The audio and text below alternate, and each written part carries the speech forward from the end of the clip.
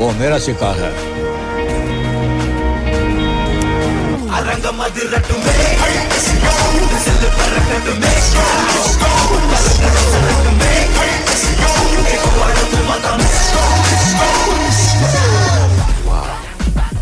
இது பேர் என்ன? பீடி. எக்ஸ்ட்ரா இருக்கா? தேங்க்யூ. 30 வருஷமா ஒருத்தனை ஆஃப்லைன்லயே வச்சிருக்கான். அவனுக்கு தெரிஞ்சது